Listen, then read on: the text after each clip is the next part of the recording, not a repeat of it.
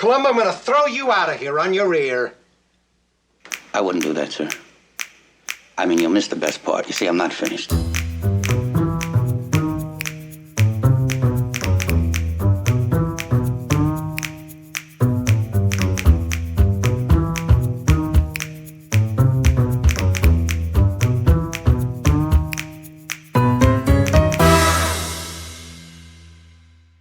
Good evening, everybody, and welcome to the podcast. I'm Paul. And I'm excited. And I'm also Jade. You set me up for that, and I appreciate that. I am also excited because we are continuing our MVP series here on Shall We Compare? I don't know. I can think about him. Exactly. And this is Shall We Compare Thee, a remake and sequel podcast, and we are continuing our MVP series. That's Murderers, Villains, and Private Eyes, with an episode that has been long coming. Oh, I'm going to tell you that right now. We're going to talk about one of the great mystery solvers of our generation and yours, the great Lieutenant Colombo. And the crowd goes wild. If the crowd isn't going wild, I don't care. There's a problem with the crowd. It's not us. That not is I, not said us. The fly. So yeah, All that's right. what we're going to do today. We're going Columbo hunting, everybody. I'm excited. Yes, I'm beyond excited. So, okay, before we get into it, reminder, the full video of this podcast and many more delicious, delectable, amazing videos can be found on our YouTube channel. Please subscribe to that channel when you go there. Oh, sorry, did I not say the full video is on our Patreon? A little small video is on the YouTube channel, a shortened, condensed, bite-sized version. But who wants that? You want the whole schmagol. You want the full enchilada when it comes to Columbo. That's what I always say. So go to Patreon. Patreon.com/perfectly marvelous podcast. Sign up to be one of our most marvelous members. Show me your marvelous member. No, I'm kidding. Don't do that. Well, if you do, you might get a free month of Patreonage. No, Jade. Wait, really? Paul's like, all along I could. Oh no, there's nothing fabulous here. But if you're marvelous. It's I like, always feel dirty whenever I say marvelous member. I always feel like it's a little dirty. Anyway, back to the point. Also, one more thing. That's what she said. Woo! We're silly today. If you are listening to this podcast on our Only Murders in the Building podcast feed, and you would like to hear more of Paul and I's shenanigans, then just head on over to our Shall We Compare Thee podcast feed. All the links to all the things will be in the description of however you're consuming this content. And yes, don't forget to subscribe there because we've got a ton of other film reviews. We compare classics to remakes. It's a hoot of a time. It's pretty okay. So you should check it out. And now, without further ado, let's get into it. There's a reason why we're stumbling over things and we're a little more amped than usual, and it's not because of my 5th cup of coffee today, but maybe. But this really is our origin story. This is so gather round, children, because we're going to tell you how mommy and daddy met. This is as good of a podcast meet cute as you will ever hear. Yes. Jade was co-hosting a podcast about the great show Poker Face, which was on earlier this year. I was a listener and fan of the podcast, and I decided to call in and leave some connections of those episodes that would connect to a Columbo episode. Yes, Paul was excellent with the feed crack. Paul is truly the reason that I call feed crack, because his voice messages would get me so high, so amped that, I was like, I'm on crack. Because through Poker Face, I discovered fucking Columbo is amazing. And because Poker Face is probably the closest thing we've got to a Columbo remake, and I'm totally okay with it.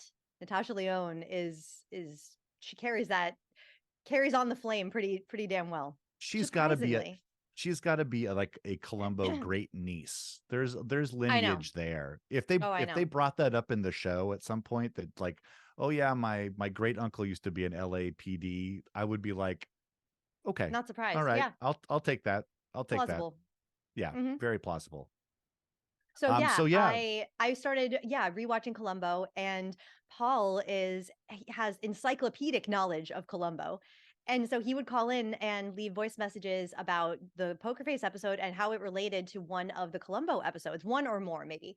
And I just found myself making tons of connections from Poker Face to Columbo, and I was just binging episodes of Columbo. And now it is definitely one of my favorite shows of all time. It is like comfort food. It's fantabulous. Let's talk about why we love Columbo. You go first, Paul, because you've loved Columbo for a very long time. so the Columbo's has been like, because I grew up in the 70s, I wouldn't watch Columbo when it was on. This came much later when it was on, like your superstations, your WGNs when I was going to school in Chicago and stuff like that. It really wasn't until they were on Netflix that I really started to get into them. But Columbo was always this figure that was parodied, that was referenced, that was used as okay, Columbo. It was almost like an okay, Einstein. Yeah, totally. It was one of those kind of ubiquitous references. Yeah. It was on Netflix.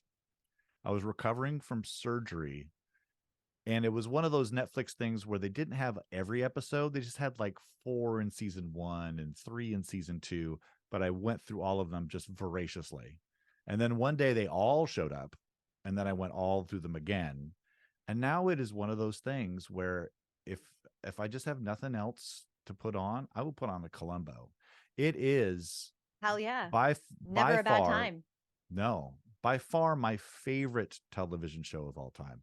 I don't know if it's the greatest. I don't even know how to judge that. Yeah, but it is my favorite television show of all time. And I've watched every episode. I can't even tell you how many times. Even the ones that are from the 90s and beyond, I have now seen multiple times now because they're out there too. Yeah, I haven't seen. Yeah, they're definitely not as good. They can be surprisingly delightful. I haven't seen all the 90s Columbos. I've seen all the 70s ones, some of them more than once. Sure. So where did you first see Columbo? It couldn't have been me. No, I remember Columbo from when I was a kid, watching it with my grandparents and my dad. And I have very vague memories of this. They were huge. My grandpa had the VHS tapes. So we wouldn't watch it on TV. We would watch the VHS. Yeah, I remember watching with my cousins and my sister. And I remember, I'll bring up a couple of times that I have very, very vivid memories of some of the episodes from when I was a kid watching with my grandpa when he would like yell at the TV something, and my dad, and they would just start to, I know, can you believe this? It's so unrealistic. Rah, rah, rah, da, da, the guns and the, yeah. So not accurate. That was always fun. So yeah, rewatching Columbo as an adult, I'm like, wow. The guest stars, just being a murder mystery crazy lady like I am, it's like it's not murder mystery. And I didn't think I would like it for that reason, because it's not a whodunit, it's a how catch 'em.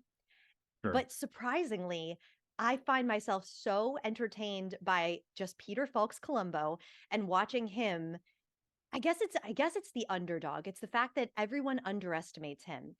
Yes. He's so relatable. Even if you yourself in life aren't an underdog, I know people like that, like type A kind of people who are just so opposite of Columbo in personality, and they can still relate to Columbo because everyone knows what it feels like to have someone just be better than you and just naturally more attractive, naturally more,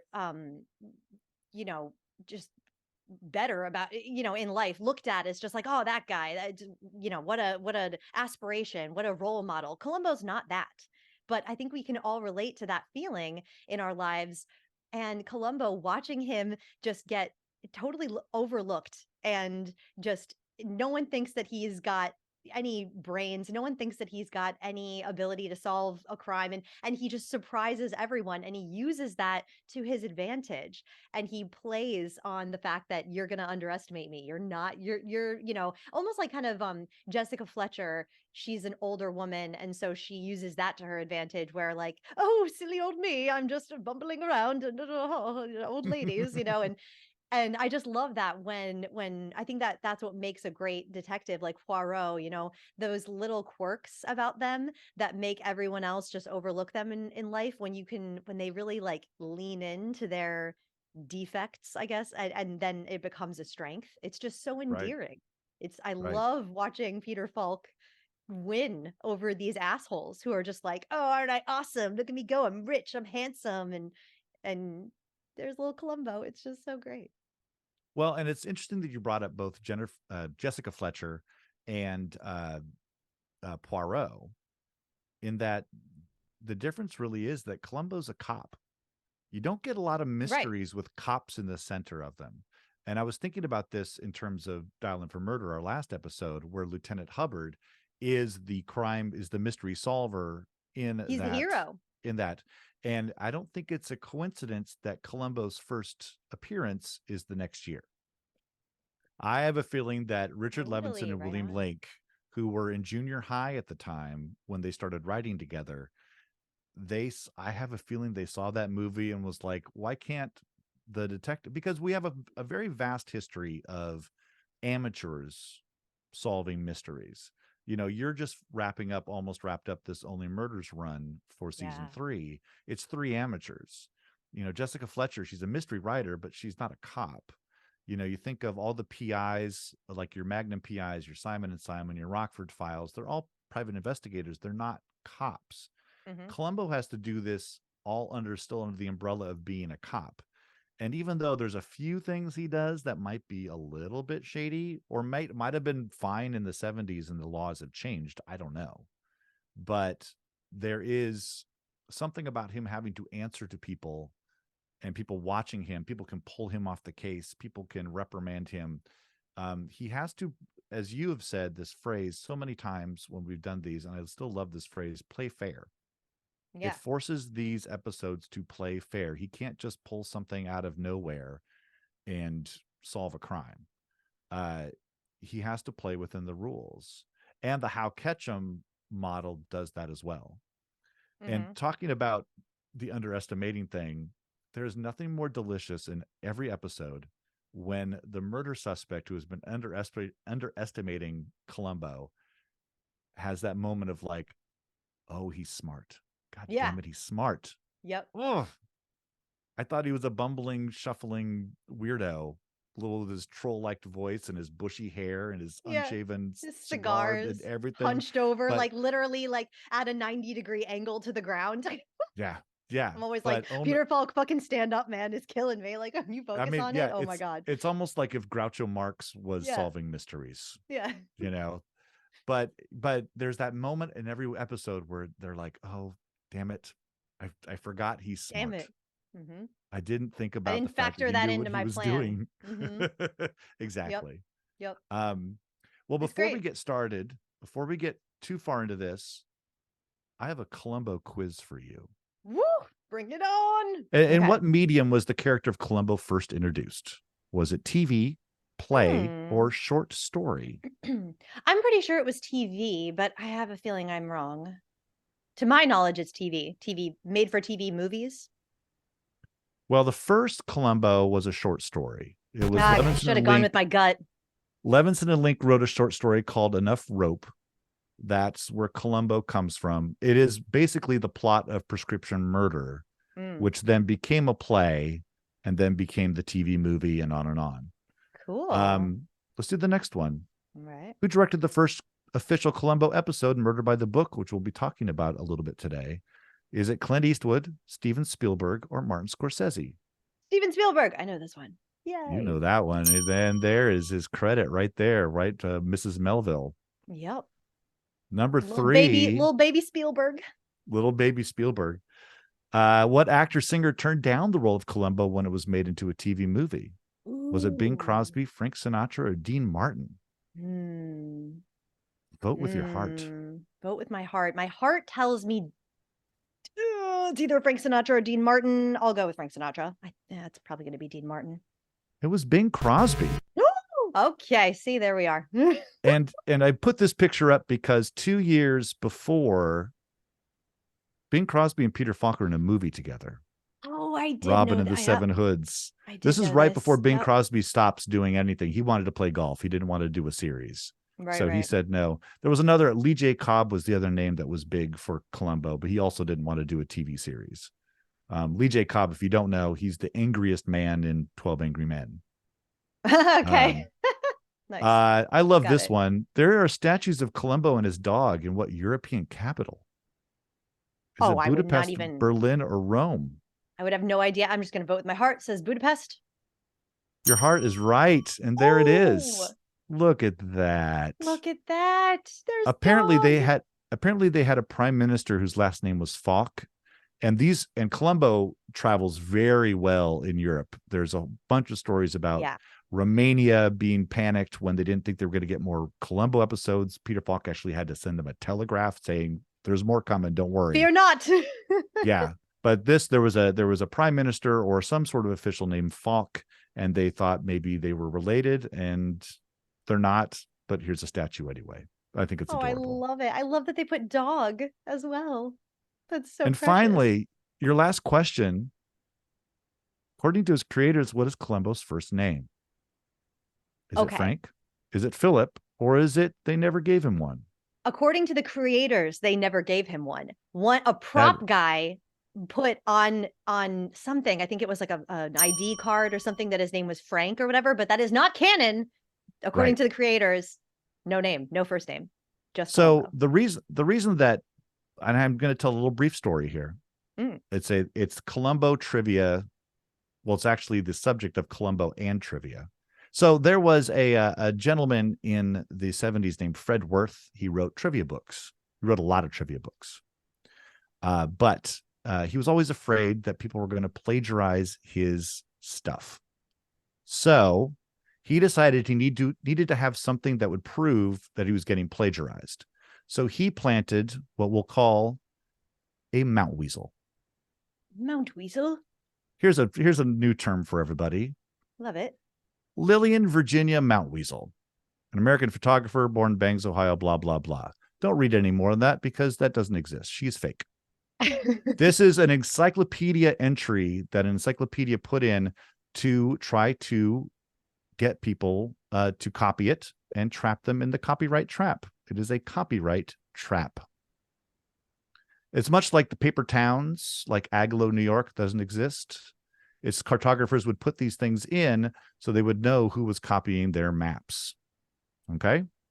So, in his book, Fred Worth decided to use Columbo as a mount weasel and gave him the first name of Philip. His name is not Philip. But he put that out there and then waited to see if anybody would copy his fake fact. And they did. And who did was Trivial Pursuit. Took the bait. Trivial Pursuit, of course they did. So Trivial Pursuit, which was, a huge game when it came out. Fred Worth gets the game and starts going through the cards. And he finds it right there. What is Columbo's first name? And on the back of that card, it says Philip. So boom, here come the lawyers. Trivial Pursuit gets sued for $300 million. Oh, burns. So he takes it to court. He says, hey, Trivial Pursuit, you stole his information. You used his books. And they said, yeah, of course we did. They're reference books. They have facts in them. We used other books too. That's what we were doing. It's a trivia game. Case dismissed. He goes to the appellate court, says, please take this case up. They said, no, case dismissed, out. He goes to the Supreme Court of the United States to plead his case. And they just say, no, thanks. We're not even going to look at it. And the suit is over. So, like you said before, the Frank thing comes up quite a bit because in a couple of episodes, you see Frank, Frank Colombo. And then on an evidence bag, it says Frank Colombo very, very, very faintly there. So a lot of people think it's Frank. But before he passed away, William Link did an interview about this. There he is with Colombo. And he said Colombo never had a first name, never will, never had one. And Peter was very adamant about that. And so were we. So that's it. He has no first name. His name is Colombo. As you'll see in the show, when you watch it, he will just say his name is Lieutenant. And then only his wife tells him calls him by his first name. And of course, we never see the wife. So we'll never know. Perfect segue here. My question to you, Paul. I have been waiting since we met to ask you this on a podcast, on our Colombo podcast. And here it is. The day has come. the question of the hour. Does what? What? No, go ahead. I'm ready for it. Oh, he's excited. Okay. I was like, what's happening? Does Mrs. Colombo exist? To you, in your mind, I have to know. Because it's been hotly debated. I gotta know. So Columbo likes to make up, or at least he likes to talk about nephews and uncles and brothers and sisters and who knows. And in early episodes, it seems like he's making a lot of stuff up just to kind of like, try to ingratiate himself with his either with the murderer or with the witnesses or whatever.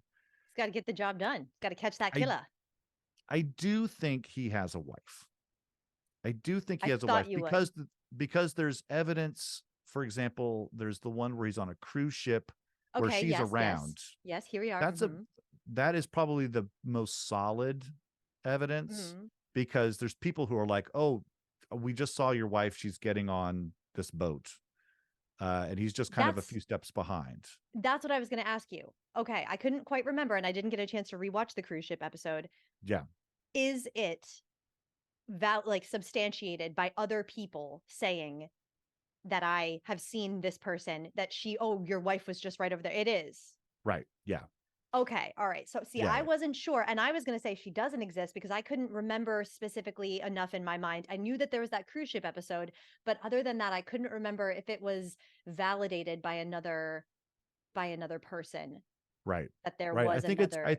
I think it's validated just enough to make it a thing.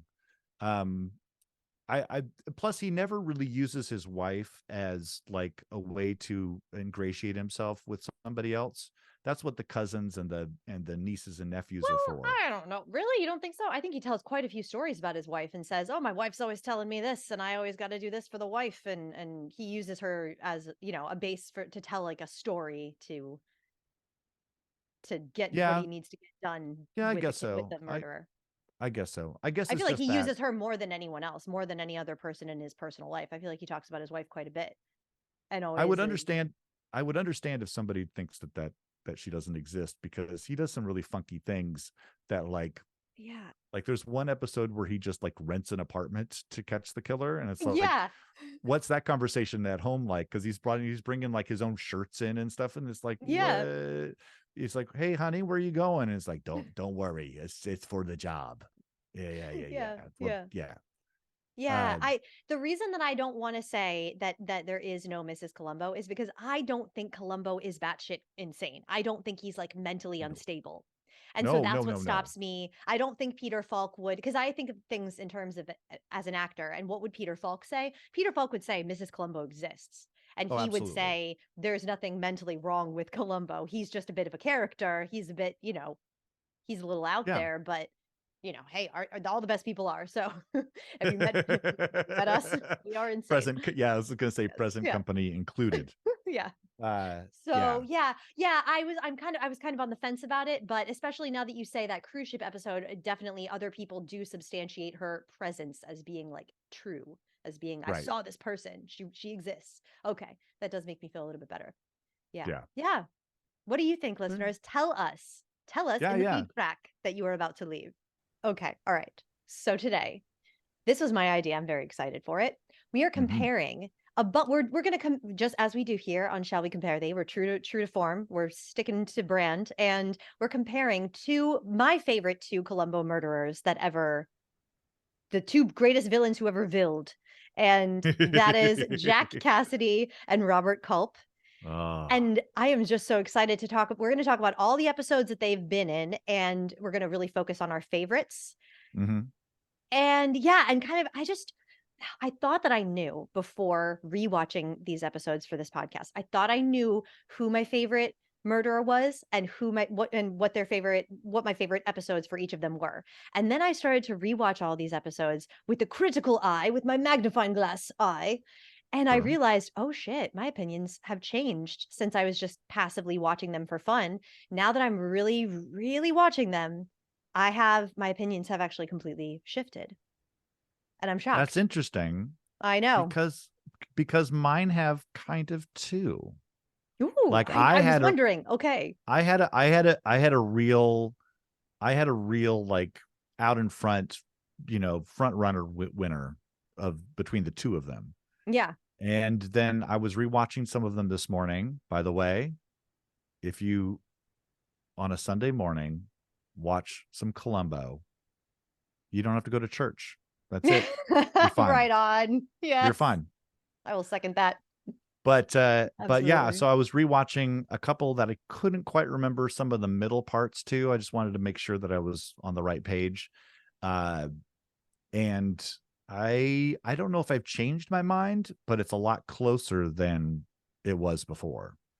So Yeah, hopefully right. by the end of this, you listeners will know which is our favorites. And then you can tell us how right or wrong we are. And I hope you do. Please do. Play along at home. I wish you would engage with us. Tell us what you think about these two. Because yeah, I feel like some people are so just like, oh yes, I'm definitely a Cassidy murderer. That's my guy. Or some people are like, oh no, it's Robert Culp all day long. So okay, let's get into it. Let's get out of the way first our two least favorite episodes, because I've got a feeling, I've got a hunch that they might be the same for both of us. Okay. Is it true, Paul, that season 1, episodes 1 and 2 are the weakest out of all the episodes that these two guys have been in? Is that true for you? Wow. Definitely. Can we agree at least on Death Lends a Hand being the weakest? Yeah, that was one that I rewatched this morning. So, and just so that we're clear out here in podcast land, the worst day Columboing is better than the best days other things. So, yeah. Like there are no stinker episodes with these two guys in them. No. But if we're taking, these are all fantastic. So we're really going by degrees here. So I'm going to go ahead and agree with you on those two, even though I think Death Lends a Hand for me is a better episode than Murder by the Book. But interesting. Okay. But just by degrees. Let's get into it then. Let's get into it, because I'm very excited to hear this. Because for me, Death Lends a Hand would be the weakest of all the episodes. Of all these amazing, 6 amazing episodes, Death Lends a Hand would be, for me, the weakest. And Murder by the Book is just a little bit better. Now, interesting fun fact, Death Lends a Hand was supposed to be the pilot episode. And then at the last minute, they switched it to Murder by the Book because I guess whoever decides these things thought that it was a stronger story. I guess I agree. I guess I do agree. Does it hurt also that, now looking back on it, Steven Spielberg directed the first episode of Columbo. It's kind of like a thing, Well, and that beginning shot of the car coming in, that very cinematic shot from Murder by the Book, where the cars approach the office and everything like that. It's definitely a catchier beginning as visually than Death Lends a Hand. But in Death Lends a Hand, the intro to Columbo, you got this music, this intro music is really great. And it would have made a great Columbo theme to stick to, but I think it's only in a couple of episodes. But the intro to Columbo that we get in Death Lends a Hand it's very clearly setting up this is who this character is, because he's getting stopped by the police officer. We learn so many things about him in such a short amount of time, right? He's got a tail light out, his license is about to expire, he's just a hot mess, and he's so polite and sweet. And he's sweet to the cop, and he's like, "Oh, you're just doing your job, officer, don't you worry." And the officer's like, "Follow me, I'm going to take you to where you need to go." And he goes, "Okay, but not too fast. Don't go too fast now." He's so cute, I wonder if they, Death Lends a Hand is a little, well, I don't know. I was going to say it's a little harsher of an episode because Robert Culp tends to be a harsher of a Oh, no, villain. It totally is. It's way harsher. Yeah. Oh, it's cold. It is so, okay, I think that Columbo episodes can usually be separated into the category of drama or comedy. Right. I tend to really like the dramas, which is shocking because I'm such a campy, comedy lady. And then rewatching them, I found, oh, wow, this episode that I would have considered a drama, this is actually more of a comedy. And that's, I guess, why I like it so much. So we'll get into all of that. But I would say that these first 2 episodes are definitely more drama heavy than comedic. They were just kind of finding their footing, and they weren't loosey-goosey enough to kind of let it all get silly. And, I agree. Yeah. I agree. Yeah, And they're with really, Death lends a hand, it is Robert Culp at his coldest. He is cold as mm. ice. I don't think there's a villain actor in this series that can reach that level of anger like Oh Robert no. Culp does. Robert, check your blood pressure, Culp. Robert Culp is and here's the thing that Colombo does so well, the series of Colombo does so well. It takes these formerly good guys and turns them into villains. Robert Yeah. Culp was known for being a good guy. He was on I Spy for so many years. He was Yes. co-starring with Bill Cosby, winning Emmys, and they were saving the world. And now he's this bad guy. Jack Cassidy was usually played a good guy. They bring these guys in to be sinister, and they somehow know how to be. I mean, Robert Culp just knows how to play anger. I mean, like so none good. other. That's what I'm saying. I remember that reminded me. He was in this show Trackdown, where he played kind of an outlaw Josie Wales kind of crime fighting Texas Ranger. And I remember watching him. Oh yeah, I remember watching him as a kid because my grandparents, my grandpa and my dad loved Clint Eastwood at Westerns. That was just permanently on in our house. And I remember for the longest time when I was a kid thinking that Robert Culp and Clint Eastwood were the same person. That is I not can the see case, that. obviously. I But can yeah, see just that. to my like little child brain, like I just saw like cowboy fighting Both crime. tall, very angular, Yeah. very skinny, ramrod straight sort of guys. Yeah, Robert I could Culp, totally see aka that. Stretch. That's what I like to call him. The great thing about his interactions in Death Lends a Hand is he's really playing up that he's a goofball when he's around Robert Culp and Ray Milland, everybody. Ray Milland's back. Friend of the pod. Ray Milland, welcome back, sir. He's playing this big shot, who's worried that his wife was cheating on him, and then his wife dies.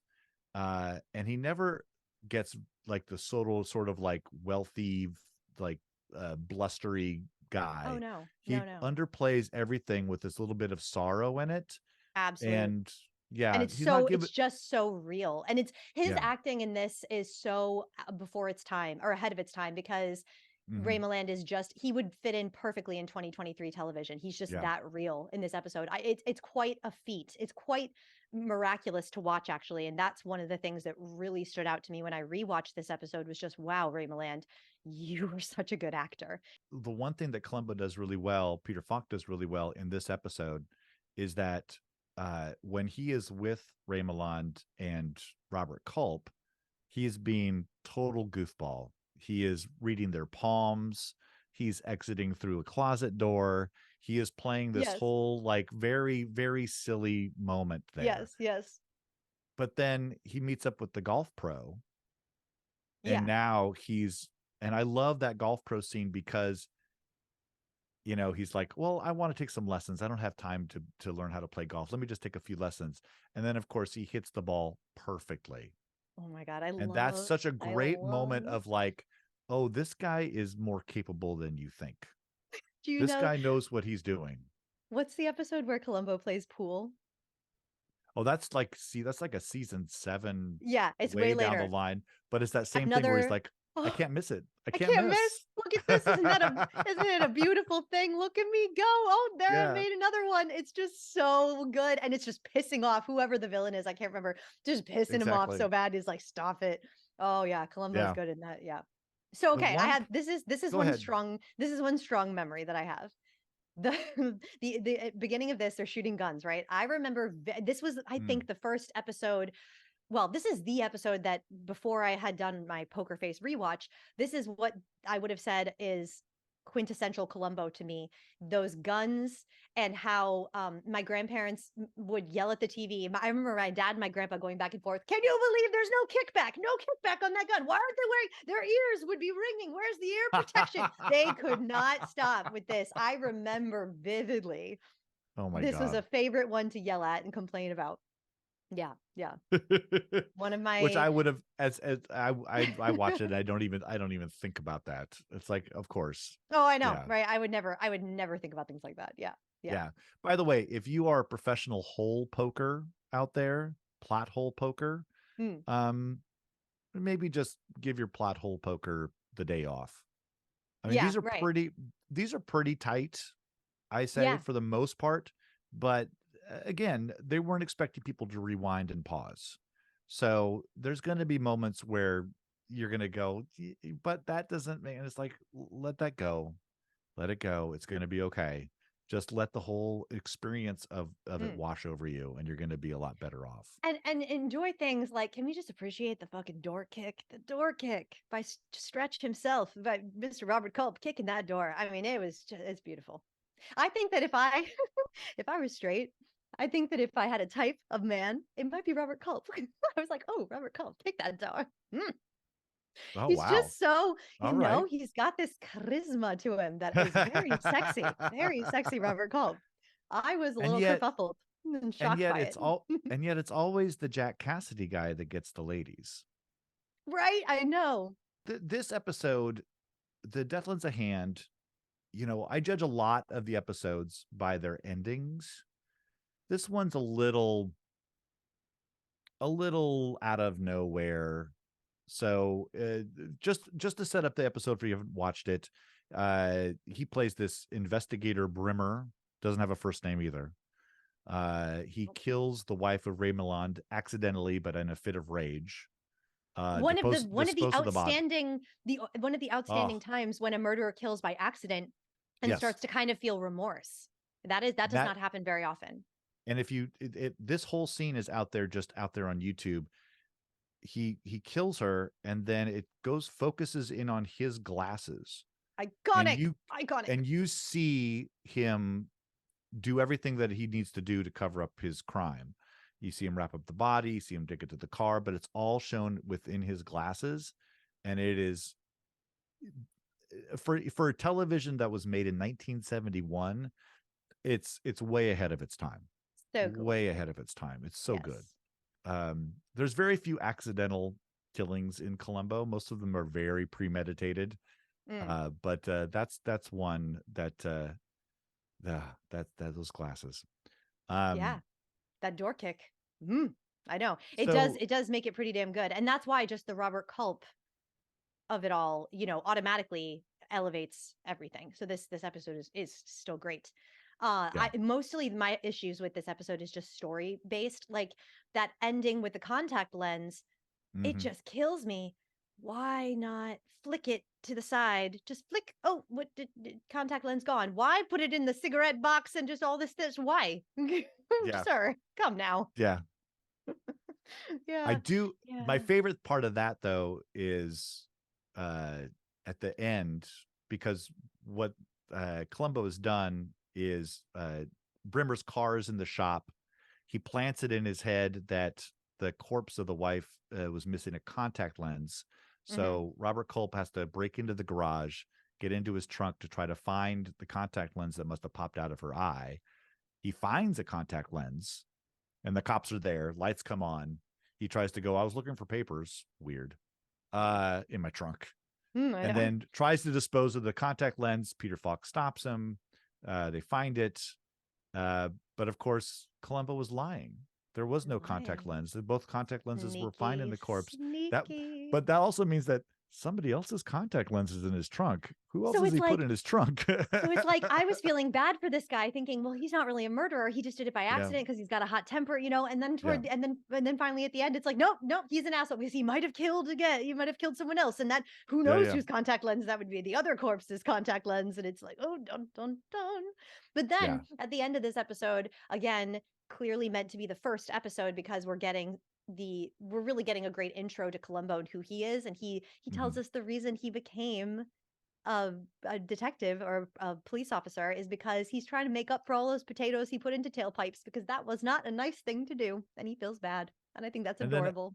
As the credit music starts to roll, Ray Milland looks at Brimmer's broken down car, looks at the exhaust pipe, but then doesn't look too close. Like he doesn't really want to know if maybe Colombo sabotaged his car to get it in the garage so he could pull off this whole thing. But Colombo's certainly setting it up like, that's what it is. I did not know what that look at the end with Ray Milland was about when he does that double take. Oh, you're right. It's like just one of those, like, I'm gonna, you know what? It's fine. I'm not gonna. It's like, I don't even want to know because we've caught the guy and he's already confessed and he's on his way to jail. Let's just, if that's what happened, great. and maybe it'll all get thrown out of court. Who knows? But yeah, because he says, well, what would you have done if his car hadn't broken down? And Columbo's like, we would have figured something else out. And then that's what it is. Yes, Columbo got that car in the shop. That's what it is. Damn. Nice. If there are lawyers out there listening to this podcast, and I hope there are, write in and tell us how many of these Columbo cases would have gotten thrown out in court. Yeah. Because I think that'd be very interesting to see how well they would hold up under the judge's supervision. Yes, indeed. So that episode's number 2. Murder by the Book's number 1. And this is our first of 3 Jack Cassidys. Yes. What do we think about this episode? What do you think about this episode? Murder by the Book is the first one, that I watched as an adult when I was going through Poker Face. And I remember thinking like, okay, it was okay. I'm going to keep going, but it's just okay. On rewatch, I actually quite liked it. Quite a bit. And the reason for that is the victim here, Miss Lily Lysenko, played by Barbara Colby. Colby. Fucking love her. She is giving me Shelley Duvall energy, and I fucking love it. There was a tragic thing that happened, though, at 4 months after filming this episode. She was murdered. It was a random act of violence. There's no rhyme or reason to it. And it's a cold case. It still remains a mystery to this day. What happened? Why is this not a Lifetime movie? Probably it is. But that's a very interesting one out thing for Barbara Colby because she was fabulous. Is great in this episode. She had just become, I think, a series regular on Phyllis when she was murdered. But this was like very, very early in her career. And Spielberg shoots her very close up, and her close-ups can be very unsettling. But that is a tribute to her. She makes that work. For those of you who don't know the plot of this one, you got Ken Franklin and his writing partner, played by Martin Milner. They have this character named Mrs. Melville that they've been writing for years, but it turns out Jack Cassidy doesn't do much of the writing. He does like the interviews and the seducing of women, but he doesn't do much of the writing. Yeah. So, but Martin Milner now wants to go do real crime stories. So they have a big fight, but then he comes over and makes up for it by pointing a gun at him. It's weird. LOL. And then is like, hey, I'm going to kidnap you. I'm going to take you down to San Diego. Call your wife. Tell her when we get down there, you'll call your wife. Tell her that you had to work late at the office. And we'll be in San Diego, and I'll show you my cabin, and you'll be my first champagne. You'll be my first male guest, I think is what he says. Jack Cassidy, aka the Champagne Killer. When that man comes at you with some champagne, run. Do not walk in the opposite direction, because only bad things come from here. Here's something else you should know about Jack Cassidy. If you walk into a room with Jack Cassidy and he's wearing leather gloves, run. He puts on leather gloves, and every one of these, he's got these leather, and it's like, oh God, if he's got leather gloves on, he's about and to a bottle of champagne. Yeah. Or, even in the San Diego cabin, when he's calling his wife to tell him she's still at the office, he puts on the gloves. The couch, I believe, is covered in plastic. Red flags. I think maybe the 1971 guy doesn't think that's red flags, but the 2023 person walks into that room and is like, I'm going to go. This is, keep your gloves off. I'm going to go. I'm going to walk back to LA. I'm going to walk back to LA. I'm going to hitchhike. I'm going to take my chances. Yeah. Martin Milner is so perfect for this role, though. Just completely oblivious guy. He's just, his face is perfection. Yes, very good casting. Very good casting in this whole episode. That's what I'm saying. The side characters really sell it for me. Like with Death Lends a Hand, like I'm saying, sad Ray Milland, just very underused, and although he's just playing it so real, and I appreciate that performance, I like a little more camp in I just like a little more something to my Colombo characters, and Death Lends a Hand, a lot of forgettable people in that episode. With Murder by the Book, though, you got Martin Milner, who is just right. Barbara Colby as Lily Lysenko, killing it. And then whoever it is that plays Joanna is just hilarious. Her reaction after her husband is dead is just so extra and so why that is just okay, I'm in. Like, it's fascinating, But I will say I love that that entrance for Colombo too, as a character entrance, where he's just kind of out in the hallway and he's like, "Oh, I'm just another cop," Yeah. and then offers to take her home And and make make her her an an omelet. omelet. It's When so he good. says the line, the secret to making an omelet is all milk and no eggs.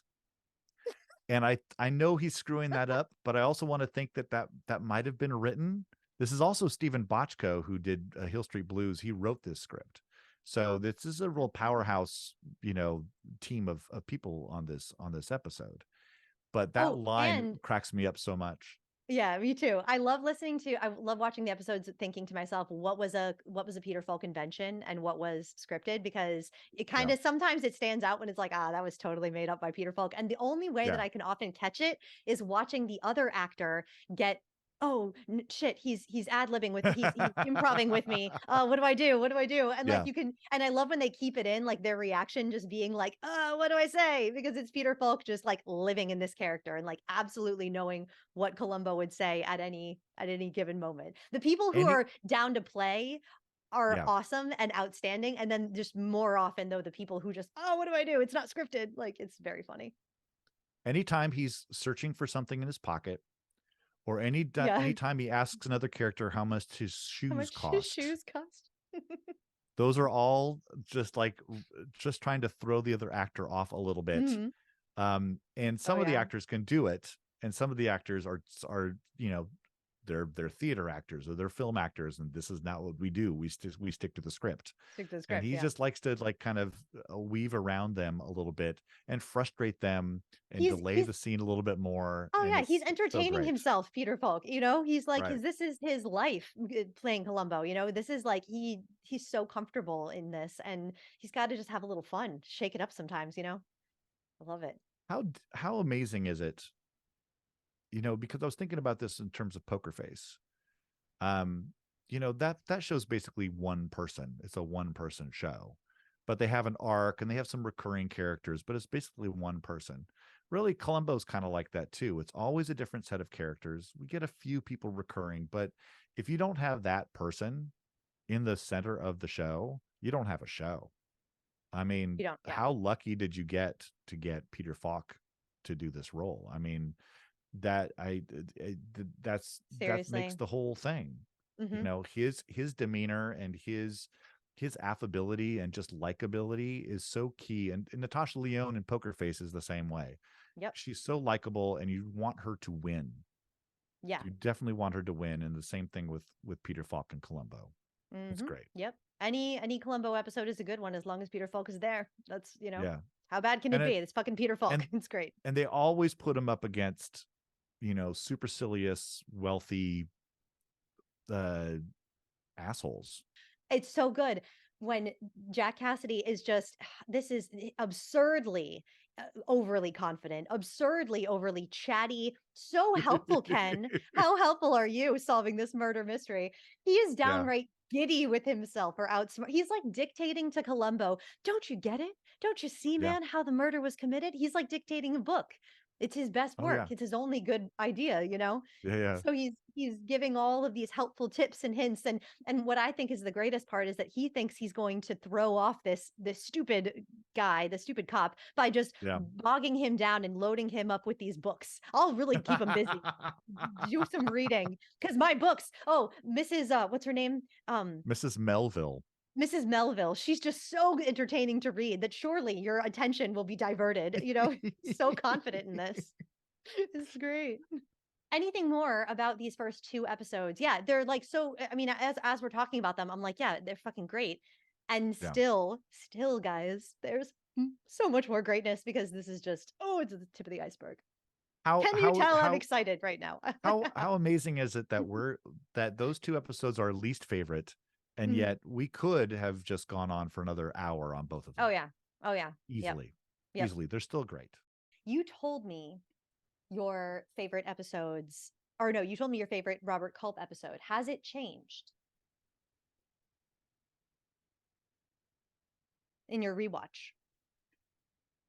My favorite hasn't changed, but what I consider to be the better has changed. Okay, well, I'm talking about your favorite. Right. No, my favorite Robert Culp is still the football one. The most crucial game. Right. But I don't think it's better than Double Exposure. I just think Thank you. I think I just enjoy it more because I love the ending, and there are when it's really good, it's better than anything in Double Exposure. But the plot of Most Crucial Game is the most convoluted, like crazy plot of any mystery. Like Yes. when I started to like really break down everything that happened in that episode, I was like, I have to stop taking notes, because this is like I can't even process all the things that have gone on in that episode. But the moments, oh, Robert Culp moments. plays I this know. general manager of a football team. Dean Stockwell is the inherited owner of this team. His father has died. And for that reason, he has to kill him. I think Yeah. there's a really tough motive problem with that one. Uh-huh. Like This is he's okay. This yeah, is my go case. I ahead. just want to say real quick. I Please. think that Culp consistently gets the worst, not or Cassidy consistently gets the better written episodes. Um Just on paper. yeah, Just yeah. talking script and Okay. plot. It Yeah. just consistently Cassidy's are just a little bit better than Culp's. By degrees, but sure. Yeah. Yeah. I can Okay, get continue with that. back with what you were. Yeah, well, and the Most Crucial Game, which is a season 2 episode. So he decides to kill Dean Stockwell, who plays like this kind of hippie, druggy, like, doesn't care about the business sort of thing, by dressing up as a ding-a-ling ice cream vendor, Oh yes. sneaking out of his box Ding-a-ling, baby. sneaking out of his box at the stadium while the game's going on, stopping midway with a transistor radio to call him to make sure that he's getting ready. He's in the pool because he's got to get sobered up for this flight to Montreal. Get in that And pool. get in that pool. And then So ridiculous. gets to the place, and as Dean Stockwell's getting out of the pool, clocks him with a block of ice. Okay. It goes and back. I got it. Yeah, go ahead, please. Please. Sorry, I hate to interrupt, but I gotta say that block of No, ice, that death. Please do. I think that the Most Crucial Game has my favorite death in any Columbo. I think that That's a that really block good of one. Hitchcock is so proud of the gleaming ice cube must gleam. It was the scissors. The way it was the gleaming scissors. Oh, I'm so glad you're back, yes. Alf. I'm so glad to see you again. Good evening. My name's Alfred Hitchcock. By the way, if you're not watching the videos and you're not seeing what's wrong with you, Jade's Alfred Hitchcock face, you're not living your life right. Go get down on that Patreon and do it. Good evening. Go to the boy. Patreon. Oh. No, okay. So that death though, that with the ice cube, the sun shines through the ice cube, and then I remember watching this episode the same week of a Poker Face episode where the murder was similar, and I remember being like, I was shocked by the similarity of a Columbo that I just watched. I just found it when he threw that ice cube in the pool, I was like, oh, that's so good. Oh, the murder weapon melts. The brilliance. It was good. And the way also, this is a pre-Jaws moment here, underwater swimming shots. Pre-Jaws, very cool. I just loved so much of the cinematography in this episode. It's a very well look, again, matter of degrees here. It is a very well shot, very well acted. There are so many great people in this episode. Valerie Harper playing a Russian prostitute. Eve Babcock. Miss Babcock. Which anytime you can see him, Colombo, get a little flustered around a woman is good. When she kisses him and his little fucking smile, I just fucking love you, Colombo. I love you so much. He's just so pleased and tickled pink. Yeah. Valerie Harper plays a call girl hired by the private investigator, Val Avery, hired by the random lawyer because Dean Jagger, right? Reasons. Yeah. Because he just he cares, because he has a heart, because he's a lawyer with a heart. We're here for it. We love to see it. Right. So, but this has two of my favorite moments ever. Okay. Moment one, Robert Culp, ding-a-ling truck. Ding-a-ling. He has just killed Dean Stockwell. He has just denied a little girl an ice cream cone, which Hey, turns mister, into a plot. Yeah, I want some ice cream. Stop, mister. turns into a plot point, which is good. It's great. And then has to get back to the stadium to get his alibi right. Racing in the ding-a-ling truck. But it's Robert Culp. So he's sitting in the seat, ramrod straight as always, eating an ice cream cone in victory. It's like a pop. It's a popsicle. It's like a bar, ice cream bar on a stick. Great. It's just, he's enjoying. Yep. He's reveling in this moment of like, I pulled this shit off. I deserve a treat. It is this moment of victory that you just never get to see that. And the fact that they knew well enough that like, we need to have this moment of him like, I did it. Victory. I did it. Victory ice cream. I'm going to get away with it and everything. Mm-hmm. And then how cold to enjoy your ice cream after killing this kid whom you've known, like you're basically the surrogate father at this point. You've known him since he was a boy. You were great pals with his dad, and you just killed him, and you're eating ice cream, like you do. There's nothing wrong here, nothing to say. Yeah. I also love my favorite moment of the episode, I think, right in line with this one, is when he dons the ding-a-ling outfit and he looks in the mirror, he practices a smile, and then his face goes back to Robert Culp, cold face, and he puts on the sunglasses. Mr. Cool Guy. And then when he gets the peanut tray and he goes out into the hallway, real cool, and he's just walking down that hallway from that low angle camera, and he looks so tall. Whoop, he's a tall glass of water. Mm-hmm. Yeah. There's something about strange feelings happening with Jade. when Robert Culp is on screen. That ding-a-ling outfit. Robert Culp is somewhere in the ether going, yeah, I still got it. Yeah, I still got it. Oh yeah. But big thing about between Robert Culp and Jack Cassidy is Robert Culp his characters have a very tough time masking that anger. So his smiles always seem very forced. Whereas Jack Cassidy sometimes looks like he's actually enjoying himself. He looks like, when he feels like he's gotten away with something, one of the episodes that's coming up that we'll be talking about with him, he's in a movie theater and he's killed. Oh my God. He's killed people and he's just like watching some movie and he's just like, just giggling like Robert De Niro in Cape Fear, just like laughing his ass off. Good. Yes. Yeah. Perfect. Yep. We know who Robert De Niro was studying. We know. Oh, yeah. I mean, I'm sure he was too. I'm sure. Because there's actually, now that you mention it, Cassidy and De Niro, they got a lot of similarities. And no wonder I love them both. Yes. Man. Yeah. Love it. But okay, back to the ending of this one. Did you say your second favorite moment? There were two moments. I'm about to. Okay. I'm about to. It's the ending.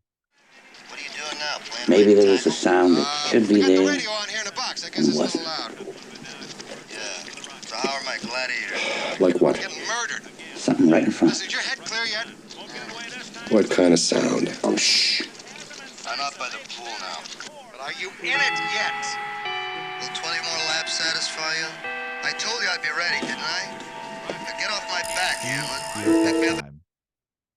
And then it goes back to Colombo, back to Robert Culp, who does this great the eye starting to water. Yeah. And then he takes one drink, and then it pans down to the little reel-to-reel tape thing, and the tapes go blah blah blah blah blah blah blah blah blah blah blah blah. Done. No codas, no epilogues, no frog march out of the building. It's just what I've always loved about Columbo is that when the murder is solved, the show ends. It's over. Yeah. Yeah. We don't need it. This is where their relationship ends.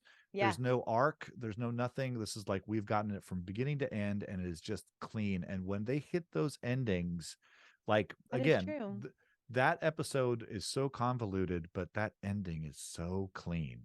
I will give you that. Yeah. I Yeah. hadn't really considered that ending, but you're absolutely right. And no one really does an ending like Robert Culp. He's very good, very, very good with those Yeah. endings. I have a couple of questions about the plot here. Please. Riddle me this, sir. The water on the decking, the fresh water. Okay. Sure. Okay. So Colombo gets his shoes wet going down into that water. Is it that there's not supposed to be water on the pool steps going down into the pool? Because when Robert Culp walks up with that block of ice, you can see the water is covering the first step where Columbo steps. So riddle me how Columbo tastes that water and it hasn't mixed with the other chlorine water. How in the name of logic? And also, Columbo, you just tasted water that a dead body has been floating in for at least an hour. And the night before, there was like a hot erotic sex orgy party there. I mean, what is wrong with you, Columbo? No, we need to have a talk, sir. Yeah. Questions. Yeah. Questionable behavior. Again, this plot has as many holes as probably a Columbo plot has. They're really going more like super for entertainment and not pausing to think about things too much in this episode, which again, I can appreciate that. But now, if watching it a few times, there's a lot of moving parts that don't need to be there. And there's a lot of things I never even thought about the dead body in the pool. So the only thing I can think about. Chlorinated. It's fine. It's chlorinated. And that's the thing. If it's chlorinated, why is he not tasting the chlorine water? Why is he like fresh water? I'm like, no, I'm sorry. I'm no scientist, but I know how water works, and that's not it. But what you're saying about like the unnecessary, weird, too many this episode is too short for the amount of plot they're trying to cram in here. Like, why does the hiring of the call girl 3 people deep? Like, why are we? I just don't understand. I mean, we wouldn't get Val Avery, so there's that reason why he needs to be there to bug the phones. But like, it seems like it would make more sense if it was just Robert Culp that bugged the phones himself, just on purpose to get those recordings. True. This extra added step of lawyer makes very little sense. Also, it's never addressed whether or not Paul, his name is Paul, Mr. Hanlon. Mr. Hanlon. Paul, check your blood pressure, Hanlon. It's never addressed his relationship to Shirley Wagner, Eric's wife. Like, are they together? Because she believes way too easily that Paul did not instigate Eric's cheating. I love watching her reaction to when he's like, well, okay. So my favorite moment of this episode is when Robert Culp says, hold on a minute. Hold on. I think I got it. It took me a minute to connect with the word chick. But I think I got it. I put him on to the best cleaning service. So if he found a lady through that, hey, it's out of my hands. And she just goes, of course. I'm like, are you fucking this mad? I'm thinking yes. What is the deal? I think so. I think there is definitely like he wants to get with Mrs. Wagner, like, or they're fucking already. I mean, I'm getting a lot of getting some vibes. Yeah. Watching her fake cry on his shoulder is pretty great at the airport. Is pretty great. She's like, I've just been holding it in. Yeah. Shall we talk about Now You See Him? What do you think of Now You See Him? Would this be your favorite Cassidy? This is my favorite Cassidy. It's a damn close second. It's damn close. It's got a lot of good stuff in here. Again, like most Crucial game, it's very enjoyable. And before we go any further, I have I have to do this. Let me get this up here because this is important. I told you I was going to edge of my seat. Show my one impression. Let me see if I can do this. Oh yes, the powder blue tuxedo with the ruffles. Yes. See if we can hear this. We get a performance. When we played our charade, we were like children posing,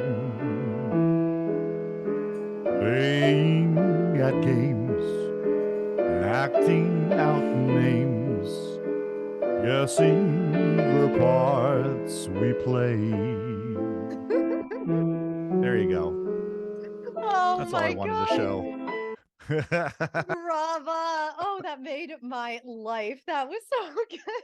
Everything. Yes. Only thing I wasn't doing was holding my microphone like this. Mm-hmm. Like he's like in the episode, he's supposedly going off to Vegas for a job. It's like, who's hired you in Vegas to stand in front of a curtain and go, "When we were all charade." Okay.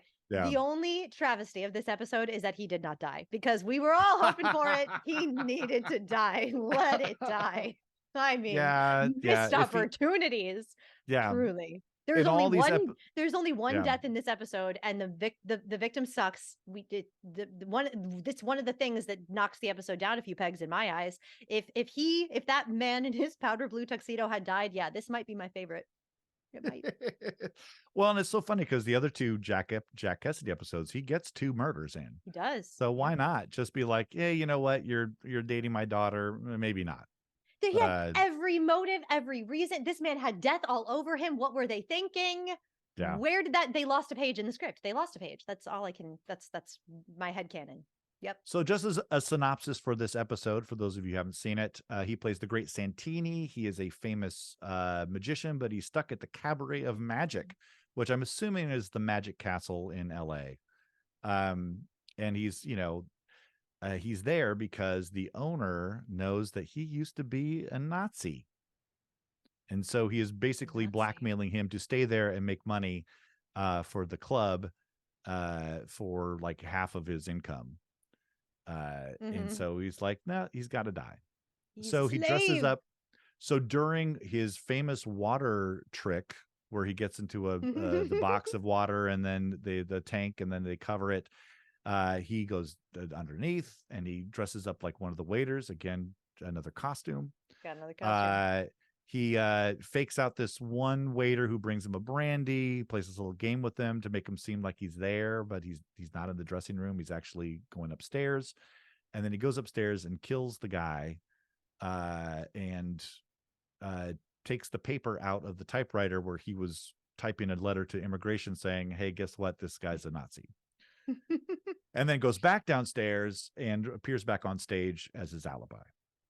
So that's what you're getting there. Jack Cassidy as a fucking magician. Who knew? Yeah. Who knew I needed this in my life? I did. It's amazing. Fucking great. If you're one of those people out there who wants to poke holes in it, fuck you. You may exit the podcast to your right and never come back, because Jack Cassidy is amazing. Keep in mind too, like Jack Cassidy had like a week to learn this shit. This is not a movie. This is not a film. He got a call about a week ago and said, hey, you want to learn some magic and do really hard things and right now? And he went, fuck yeah, put me in, coach, because he's amazing. Sure. So but the reasons that this cannot be my favorite episode is because the murder isn't gripping enough. That it takes too long. There's no suspense. The episode, and then I think it's a 90s episode where the woman is she's wearing that earpiece and it's her own voice saying, you have 35 seconds. Oh yeah, that's one of the final episodes of the 70s, but it's great. That's right. That's a sneaky good one. A sneaky good one. Yes. Yeah. Yes, it is. I want to. I'm like, we'll talk about it eventually, and I'm like, will we though? Hopefully someday. Well, we will. But there was that episode popped into my mind as I was like, I wish that the suspense of watching Santini in that waiter's outfit, second only to Ding-a-Ling outfit. It was pretty good. I wish that there was more suspense like there was in that episode where that woman had the earpiece in as she was walking, and she only had a certain amount of time but to be back in another place before she would be missed. Right. So that was a little bit of a miss for me. And also the motive feels cold between this random what's his name, Jerome, right, and Santini. I never get invested in that relationship. Something about it doesn't feel real or believable enough. I don't know. The lame victim really bums me out in this one. Although I gotta say, meeting Mr. Jerome, he has one great moment where he goes, have a shrimp. Magnificent. From a special bed off the Yucatan coast. I have them flown in with this hand gesture he does. Flown in. Yeah. I want to give a shout out in this episode to an actor named Mike Lally. I do too. Okay. He plays the magician who knows Santini from way back. There's this great scene with Colombo goes to visit him in his piece of shit apartment. And maybe you know this, but Mike Lally was in 27 episodes of Colombo, but this was his only speaking part. And he plays himself. His character is named for himself. Mike Lally. I fucking love it, man. It was great. It was a great moment. The fucking cutest man. He's just fucking cute. He's so cute. And I love that he helps like clinch that murder. He gives him some really key information. Yeah. It's just the scene it's all too short. I wish it had gone on longer. It was great. Mike Lally, love you, man. And one of the things that's so great about Columbo episodes is how Columbo not only cozies up to the murderers, but gets them to implicate themselves. Oh, yeah. That handcuff scene, it's like he knows, Jack Cassidy knows that this is going to implicate him in some way because he picked that impossible lock to get into Jerome's office. But he can't has to do it. He's in front of everybody.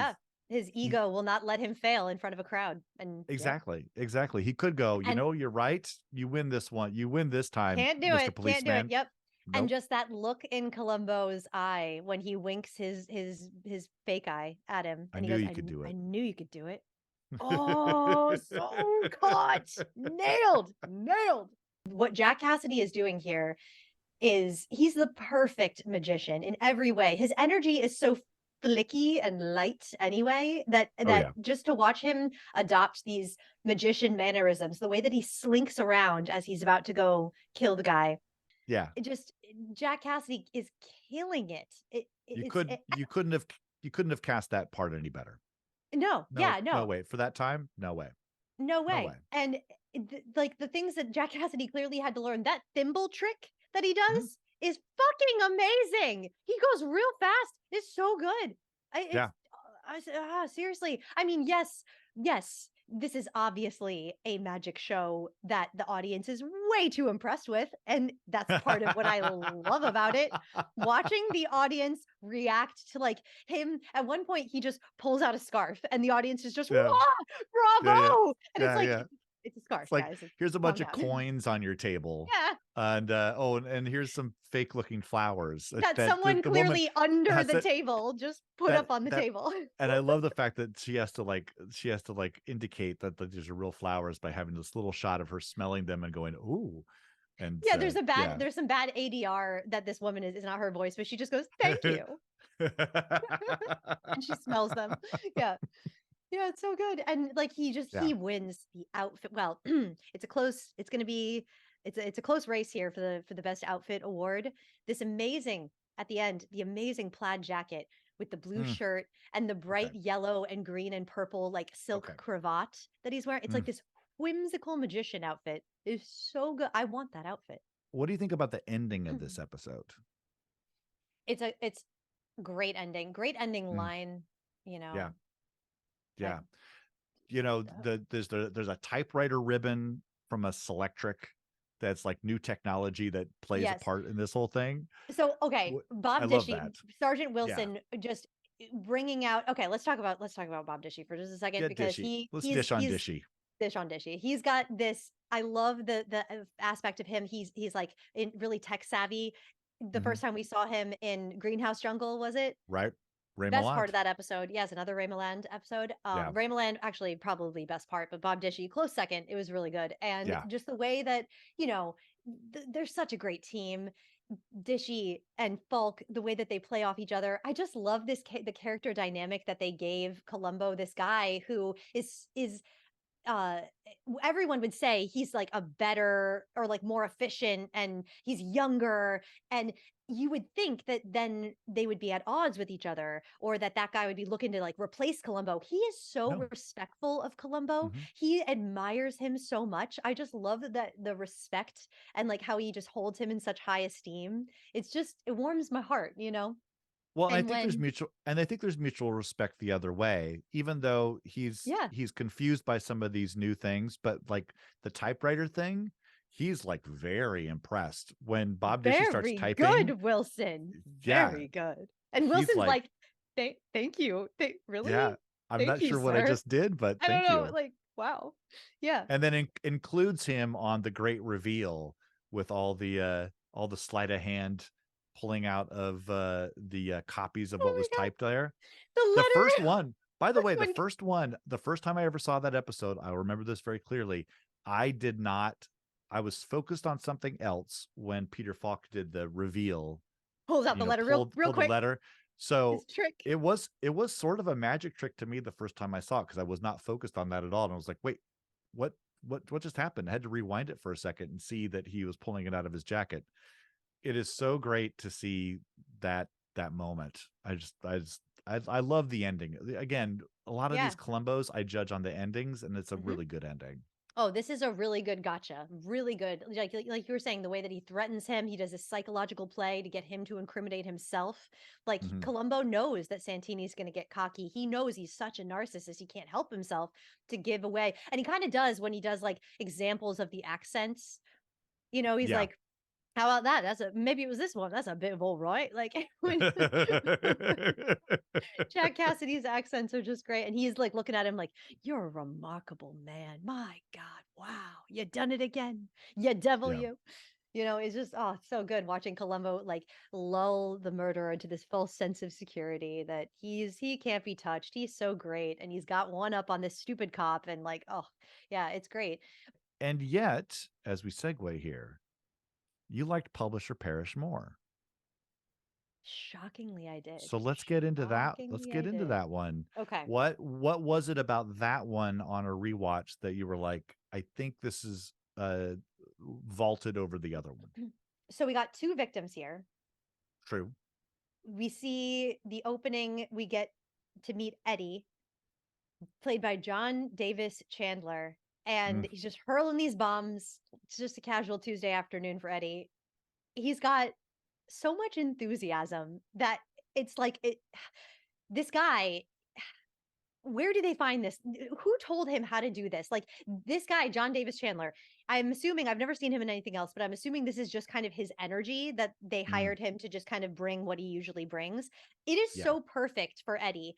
Eddie is such a character. I want a whole spinoff on Eddie.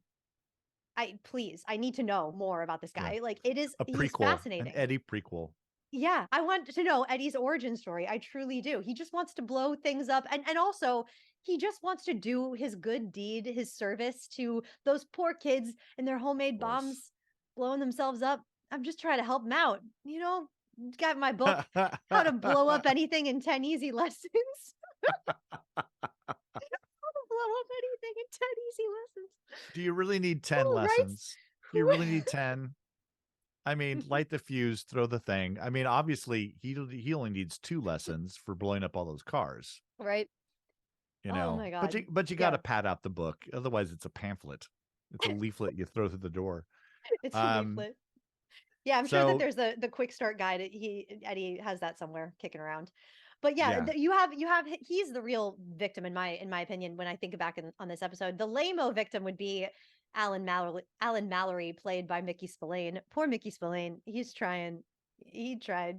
He wanted to act. I don't know. It was funny. But it's part of actually what makes it so great. I remember they stuck Mickey Spillane in a lot of things back in the 70s. He was a guy that he was a very famous crime writer. Yeah. An author of crime books. I, the Jury is probably the most famous one of his. So, okay. You got Jack Cassidy, though, AKA Champagne Killer. Yeah. Oh, with the not made up name Riley Greenleaf. Right. Yeah, that's just normal. This is not Ken. What's his name? Ken Franklin. Ken Franklin. This is not Ken Franklin Riley after Greenleaf. jail in disguise. Yeah. No, Riley Greenleaf sounds like a hobbit. Yes, he's in the Shire. He's in the Shire. But yeah, he's the publisher who's losing Mickey Spillane, and he's mad. And he can't have that. That's the motive. And I it works for me. I mean, the way it's one of the great Columbo villains. It truly is. This character that Jack Cassidy has here, this is 5-star Cassidy. We're talking here. There's no, when I was rewatching that one today because I couldn't remember the middle parts of this one as well. And, when he is, when he hears that Mallory is dead, he hears the recording of it. He plays that moment really well. Really well. I believed him. I know. I believed him. Yeah. Yeah. There's like nothing that you can't poke a hole in it. You can't even laugh at his feigning sincerity. No, he's just being sincere. Like, yeah. Riley Greenleaf, publisher maybe, but he missed his calling as an actor because he's pretty great. So this convoluted scheme, so reminiscent of what we've just covered, Dial M for Murder, Ray Milland, again, Rube Goldbergian, key switches and all. I was just going to say. Right? I was like, there's key switches happening. Shit's going down. This is, okay. So the brilliant plan, Riley Greenleaf, right? He hires Eddie Kane to kill Alan Mallory, the writer, who's working for him. Alan Mallory is under contract with Greenleaf. Right. And then he kills Eddie with poison champagne, making it look like Eddie accidentally killed himself with his homemade bombs. Then he makes it look like Eddie sent the story idea, 60 Miles to Saigon, to Greenleaf, which he claims to have given to Mallory to turn into a book. Therefore, at the end of the day, making this book his own property, right? Right. Just finagling that shit, just sliding it right. No one will be any of the wiser. He thinks he's nailed it. And then, pinning it on Eddie. Well, he must have killed Mallory for stealing his idea. Brilliance. Oh, the brilliance. But one thing he did not factor. Colombo on the case. Yeah. Of course. So, Jack Cassidy, got the accent going. His accent is just being Jack Cassidy in this episode. But it's so on point. The way that he says certain lines, at the end when that doesn't mean that I murdered the man. Iconic, it's so good. I may have known the ending, but I murdered the man. Yeah. I love it. I love his mid-Atlantic, Katharine Hepburn would be so proud. Yeah. Yeah. Jack Cassidy has got this snappy clothes, hair wave on point. He's so thinks that he feels so comfortable in his plan, and he's so comfortable with Colombo, the ease that he feels, and that he's always, able to talk his way out of anything. Yeah. Makes the gotcha so good. I mean, it's so good. Yeah. Watching Colombo get him. Yeah, talk about it. My first thought of that ending, because I had to rewatch it today, was thinking about the ending without rewatching it. I was like, it seems like they added some things at the end there that weren't introduced before, but I was wrong. All of that is set up in the episode. It is much better written than I remembered it being. Not a moment wasted, truly, which is saying something for Columbo, because oftentimes there's a little bit of dead air where you could cut, a couple of minutes here and there. Nothing could be cut in this. They're really shoving a lot in this plot. You can't multitask and watch this episode. You will get lost. Yeah. You got to pay attention. And I love the fact that, they're doing this. Columbo's part of this wheel show, this NBC mystery movie show. And they bring up the line, for $100,000, you don't kill Rock Hudson. Yeah. Knowing very well that Rock Hudson's in one of those wheel shows. He's in McMillan and Wife. So really? It's like, he's one of those stars. So it's like, of course, for $100,000, you don't kill off Rock Hudson is a little bit of an elbow. It's like, by the way, Rock Hudson will be here next week doing a McMillan and Wife episode. So stay tuned. That's so good. Oh, yeah, I love that. Thank you for knowing these things. This one really grew in my estimation on the rewatch today. It's really good. The actor playing the Mad Bomber Eddie he's so serious at first, and then just becomes so giddy the rest of the episode, when it's like, Oh, I get to kill somebody. Oh, and you're going to publish my book. It's like, he just has this big smile on his face. There's that one point when he goes, "You're going to change everything," and he just goes, "Yes." I could go on and on. The key scenes when Falk and Cassidy are talking about, Yeah. oh, the locks were changed. Shocking. I mean, and Colombo's insisting, right? You were framed, sir. You were 100%. Oh, I know it. 100% framed. Right. If I could find someone with that right key, woo, would I have the murderer on my hands? And it's like, bring the key to Papa. Bring the key to Papa, you dumbass. Yeah. You know, and he just does. Yeah. He does it like a fucking dog with a bone. It's so good. Like It's literally taking candy from a baby. It's kind of like the contact lens in Death Lends a Hand, where it's like, I'm going to plant this idea in your head, and now you are going to just bring daddy the present. You're just going to bring it on home to me, everybody. I've got this one in the bag. One more thing I have to bring up before I segue into the next thing. The gloves. So of course it's Jack Cassidy. He's got leather gloves on. So he's knocked out the bombing guy, Eddie. And he takes off the leather gloves, and he's got other gloves underneath his leather gloves. He's got plastic gloves. He's a double glove killer, guys. I didn't even catch that. You're so right. Oh my God, that's great. I saw that today, and I started laughing so hard. I was like, oh, of course he's got leather gloves on. Oh, he's taking them off. He has other gloves on. Good for you. Suspenders and a belt, business. Guys. Yeah. You don't mess. That's so funny. I didn't even notice that. You're so right. So now let's talk about Double Exposure, which you have now said might be your favorite episode ever. Before we started to rewatch for the podcast, I have said this is my favorite Colombo episode for sure. The duo of Falk and Culp. So fucking good. I think that if you're just taking acting with Colombo as that's the only category to judge here, I think I have to go with Robert Culp, because there's just magic happens between these two. Fucking, you can't look away from any scene that they are in together. Yeah. You know as well as anybody that chemistry on stage, on camera, is something that you can't invent. You know, it's a lot of times it's like it's there or it's not, right? You can do some things, you can get to know people, but really like that connection there is going to make or break a lot of performances. The connection between Falk and Culp, because they're so different, and I mean they're so Mutt and Jeff, they're so, everything is different, but they play off each other so well, and you really feel like I always feel like Cassidy's kind of performing in front of Colombo. Yeah. Where Robert Culp is like with him and trying to steer him around, and sometimes just trying to get rid of him. Just there is no murderer in this series more annoyed by Colombo than Robert Culp's characters. And Double Exposure is maybe the top of that heap. Yeah.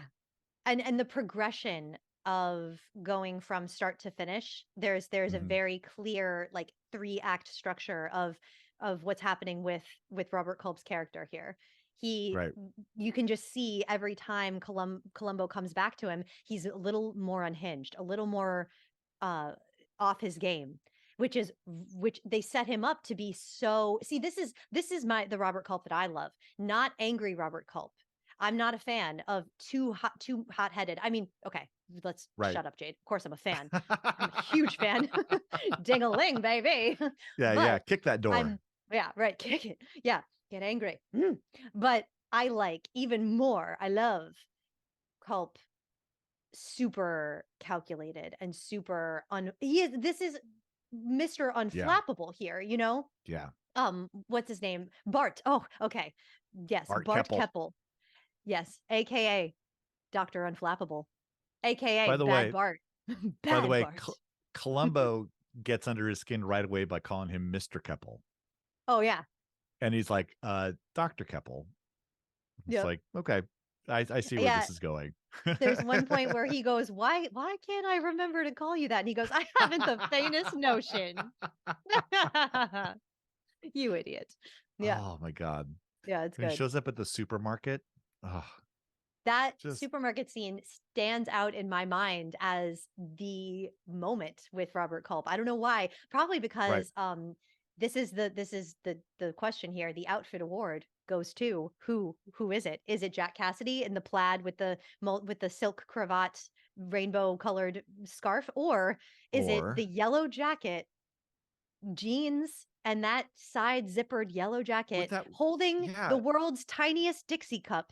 That's part of I the outfit. Part of it. I remember that look, that sort of like sideways zipper thing, Mhm. Mhm. because I wore one.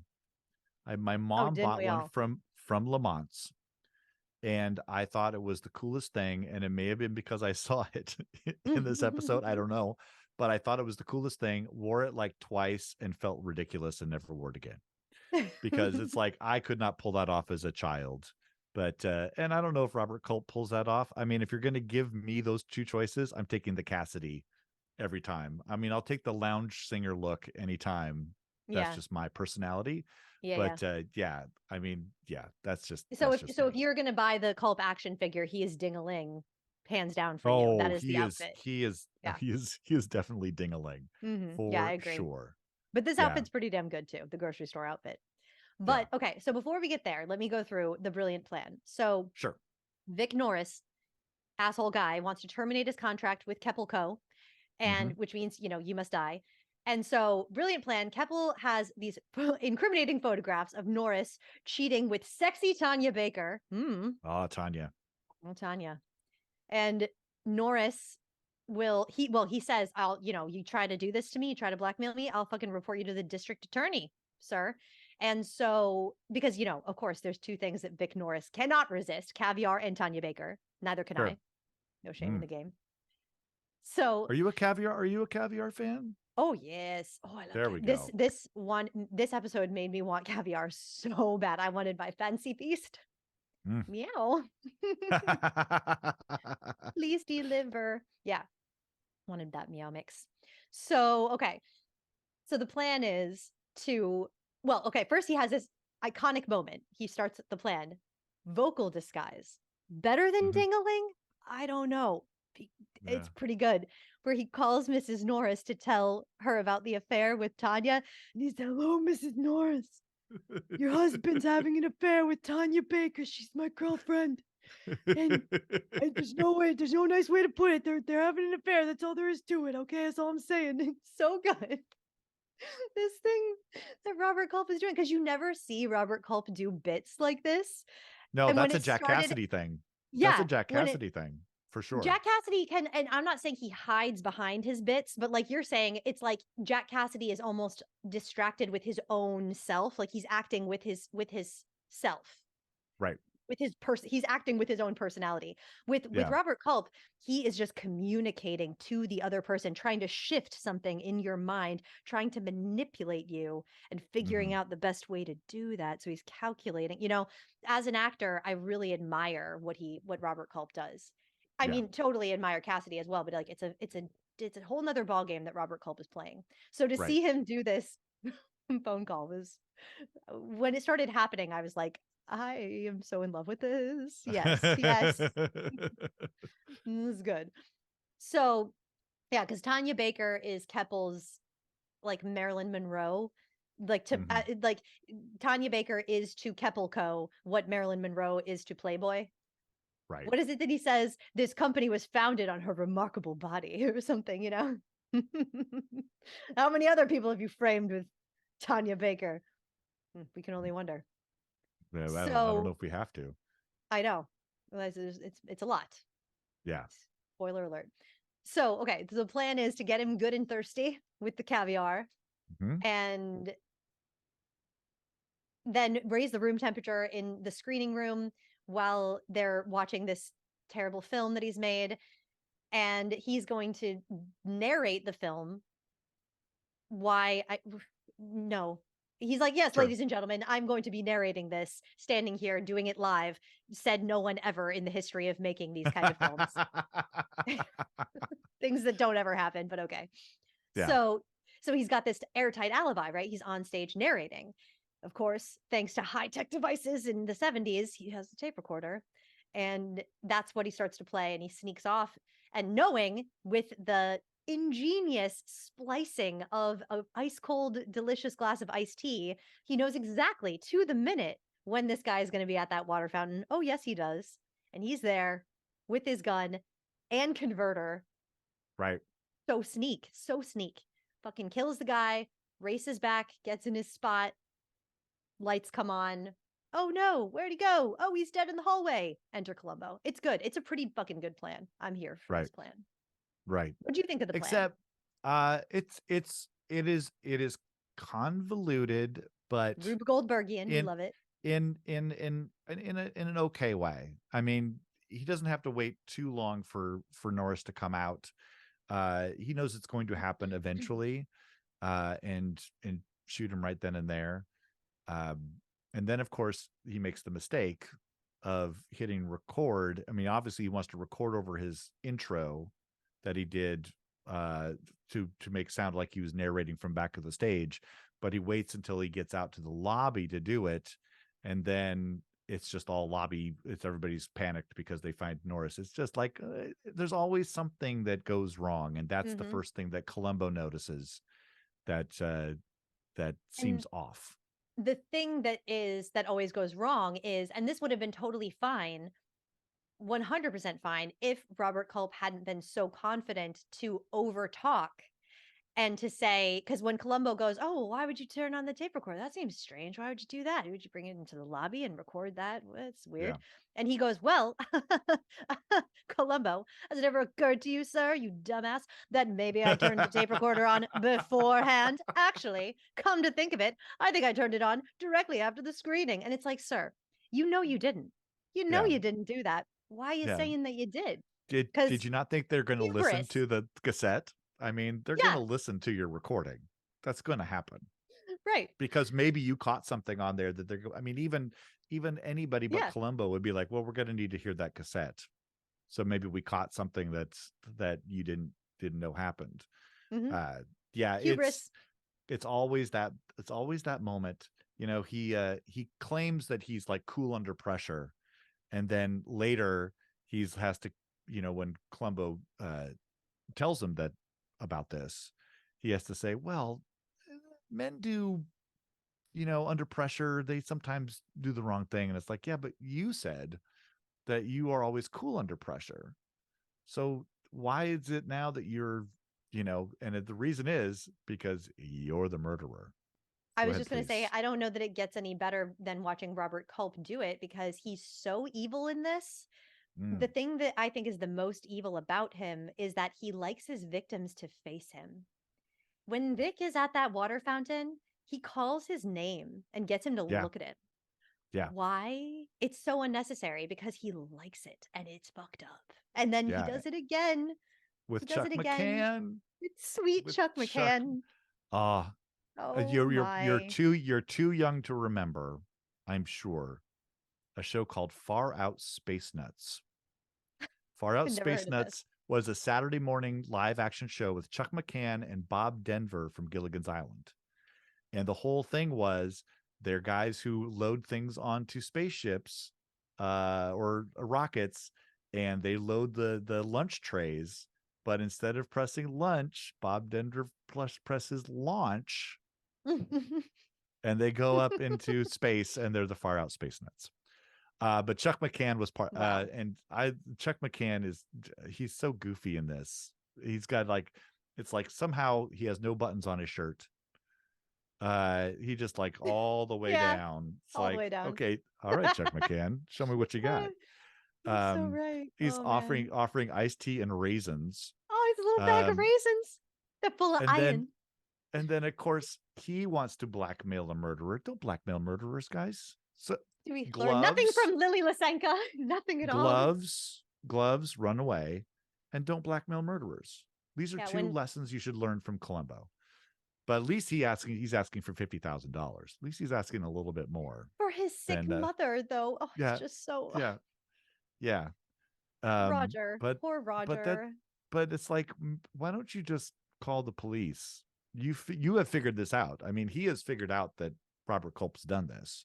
Mhm. So why not call the cops? I mean, why not go to Colombo and go, hey, I think he did this, and here's my proof. It's like a little bit greedy, guys. And Well, we're all this is, human though, you I know, and I understand.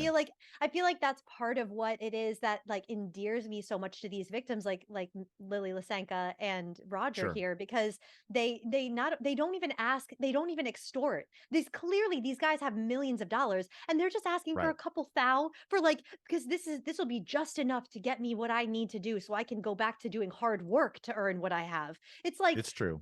I kind of love them for it. You know, we're all just a Yeah. little, we're human.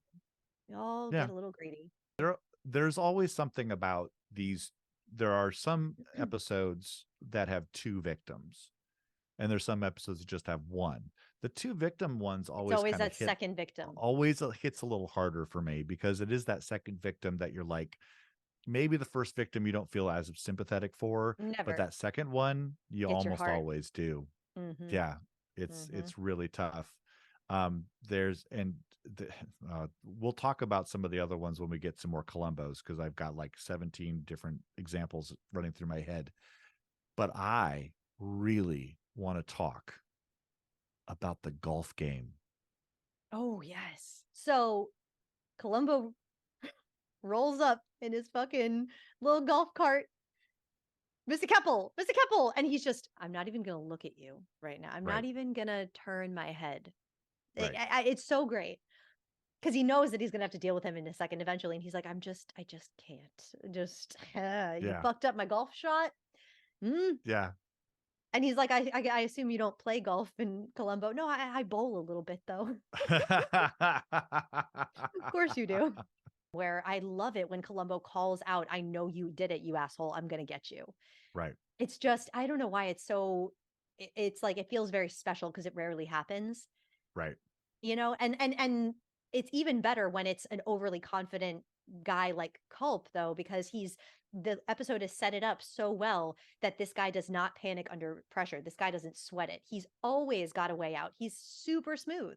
Like, Yeah. look at him. Look how successful he is. And he's written all these books, The Mind String and How to Pull It. It's so good. That's Oh probably my the funniest God. thing about this episode. The mind Yeah. string. That and So- Tanya Baker's remarkable body. Yeah. Yeah, it's What pretty good. exactly is that film selling? I'm still not he- sure quite what he they're shows doing. the same film multiple times. I'm so confused. He Yeah. shows it again at the end, and I'm like, "What is this? I don't know what this is about." But I love Yeah. the fact that they show it at the end, because it he gets hoisted by his own petard, as they say. The satisfaction. I love that scene. And again, lawyers out there, let us know. Colombo and the crime photographer go into Keppel's office, and the crime photographer is like saying, we can't do this. We're not supposed to be here. And he's like, I'm not searching. I'm just looking at things. Just take a picture of me just looking at things. I'm just looking at things. I'm not opening drawers. I'm not opening doors. I'm just looking. Yep. And then, of course, cut that into the little subliminal cut Slicey into dicey. the film. And then he comes in and finds his converter, and lights come on, and we've got you. And that ending with Culp smiling and saying, like, you never would have caught me if it wasn't for my techniques. My technique, yeah. And Colombo says yes, and if there was reward, I would support your claim to it. Yep. And it's like, Yep. and then we get that zoom in on the slide that did him in. And Again, it's like great all writing. of a sudden, yeah.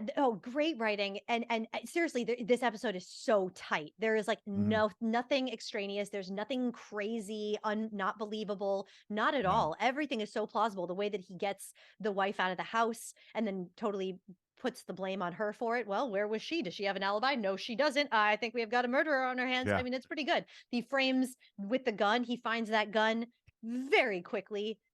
I guess everyone in the 70s had a gun in their desk drawer. Not Everybody's locked. got a 22 just lying around. Yeah, sure. Why not? Sure. Yep. Yeah. And just watching Culp, like I said, totally got it all together. This guy's Mr. Unflappable Keppel. Go ahead. Unkeppable. There you I go. got it. I knew it was Nailed it. happening, and I wanted it to happen. He is Yeah. unpeppable. He all of a sudden, something in his mind has broken because he is Yeah. laughing hysterically, and to see Robert Culp, his face do that thing, that Yeah. creepy ass ending, it feels like watching a dog walk on its hind legs. It's like, what am I looking at? This is so rare. And it's like I was Yeah. telling you, it's like in the wild. I'm on a safari looking at the rare creature, Robert Culp, laughing like a hyena.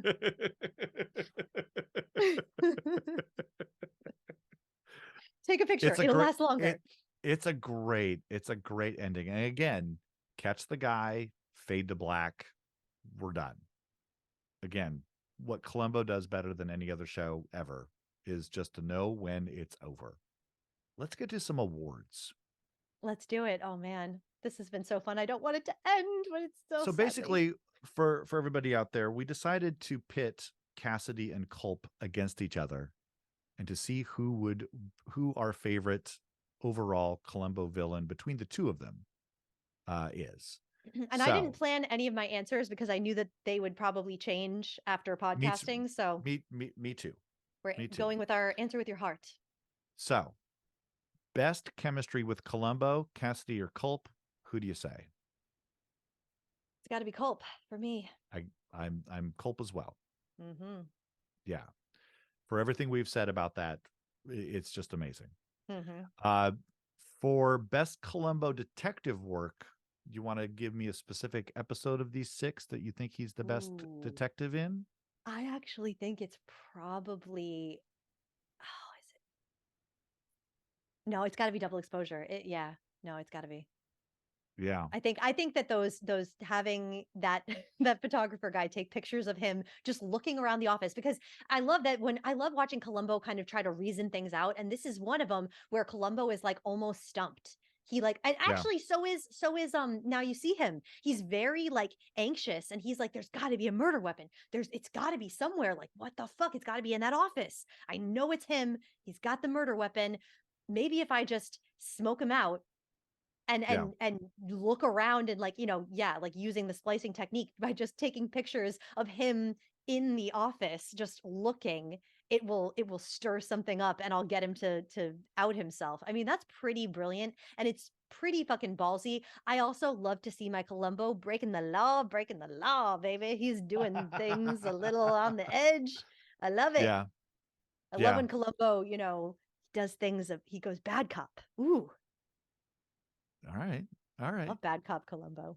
I'm trying to think of which my favorite of those 6 are.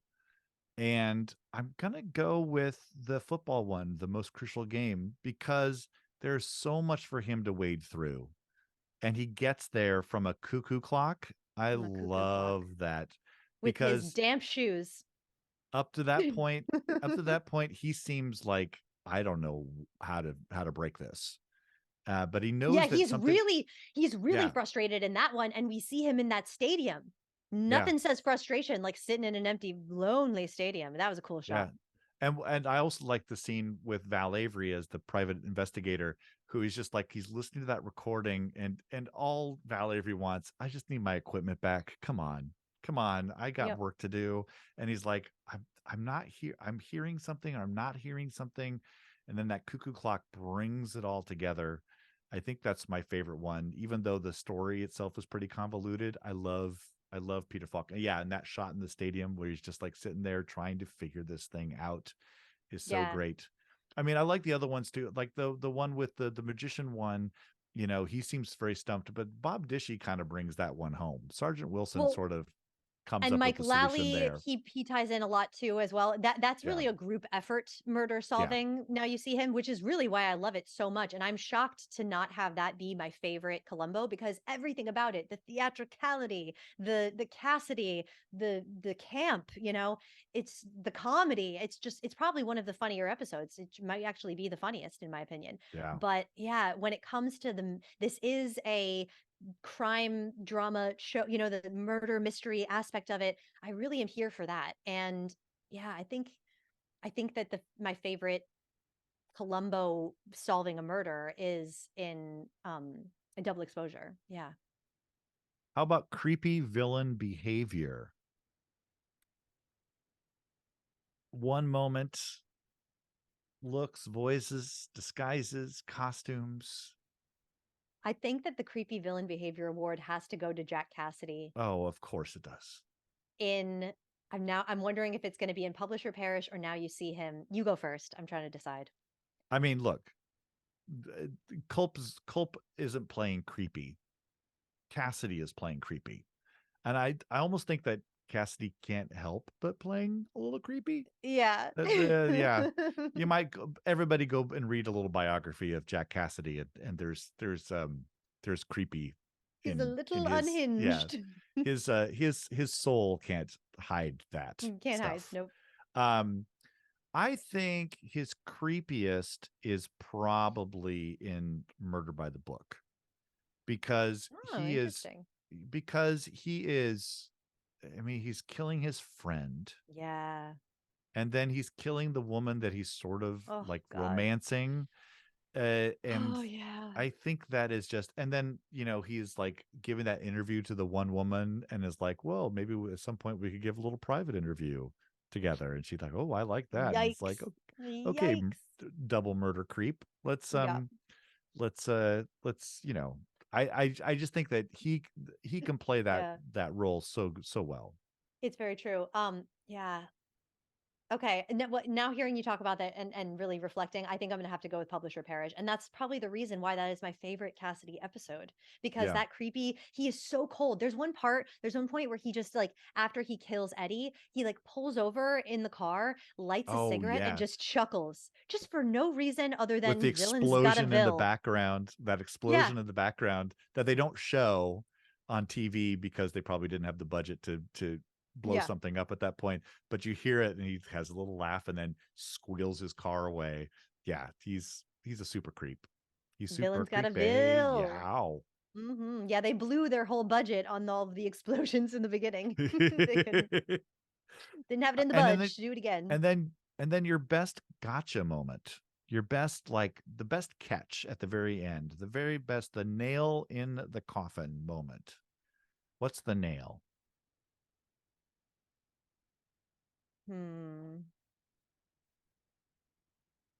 It's tough because all 6 of these are pretty good. Yeah. I'll go with mine. I still think the best gotcha of all of those is The Most Crucial Game. I love the cuckoo clock thing. I love the really clock. Loved it. I just love the way that ends. It just it's so, I mean, double exposure is very close. With that the freeze frame on that maniacal smiling face, knowing that he's off to jail. And then of course the Now You See Me with the illusions and the producing things.